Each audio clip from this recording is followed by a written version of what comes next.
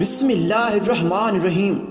السلام علیکم ناظرین، آج ہم بات کریں گے حضور نبی کریم صلی اللہ علیہ وآلہ وسلم سے غلاظت کو دور کرنا، کہ کیسے حضرت سیدنا فاطمہ رضی اللہ تعالی عنہ نے غلاظت کو دور کیا جب مشرکین مکہ نے آپ صلی اللہ علیہ وسلم کو تنگ کیا۔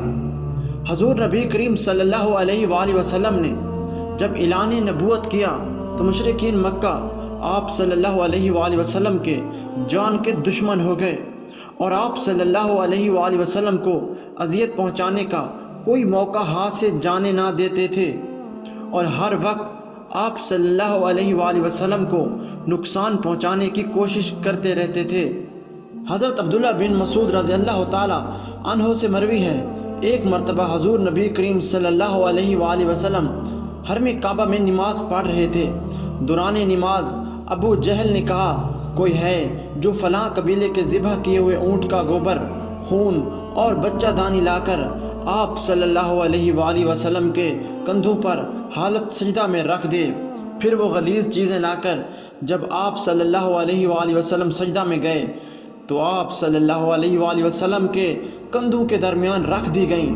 آپ صلی اللہ علیہ وآلہ وسلم نے ان کے بوجھ کی وجہ سے کافی دیر تک سجدہ میں رہے، اور اس دوران مشرکین ہنستے رہے، یہاں تک کہ وہ ہنستے ہوئے ایک دوسرے پر گرنے لگے۔ حضرت سیدہ فاطمہ رضی اللہ تعالی عنہ کو خبر ہوئی تو آپ رضی اللہ تعالی عنہ، جو کہ اس وقت کم سن تھی، تشریف لائیں اور ان مشرکین کو برا بھلا کہتے ہوئے وہ غلاظت اپنے ہاتھوں سے ہٹانے لگیں۔ حضور نبی کریم صلی اللہ علیہ وآلہ وسلم کو مشرکین کی اس حرکت نے شدید صدمہ پہنچایا۔ آپ صلی اللہ علیہ وآلہ وسلم نے نماز سے فارغ ہونے کے بعد 3 مرتبہ یہ دعا مانگی، اے اللہ تو قریش کو اپنی گرفت میں لے لے۔ حضرت عبداللہ بن مسعود رضی اللہ تعالی عنہ فرماتے ہیں، اللہ کی قسم میں نے ان سب کی لاشیں جنگ بدر کے موقع پر خاک آلود ہوتی دیکھی، پھر ان سب کی لاشوں کو انتہائی ذلت کے ساتھ گھسیٹ کر بدر کے ایک گڑھے میں ڈال دیا گیا۔ حضور نبی کریم صلی اللہ علیہ وآلہ وسلم نے اس موقع پر فرمایا، ان گڑھے والوں پر اللہ کی لعنت ہو۔ حضرت سیدہ فاطمہ رضی اللہ تعالی عنہ ابھی کم سن تھیں، اور حضور نبی کریم صلی اللہ علیہ وآلہ وسلم کعبہ میں نماز پڑھ رہے تھے، اور اس وقت وہاں بے شمار مشرکین موجود تھے۔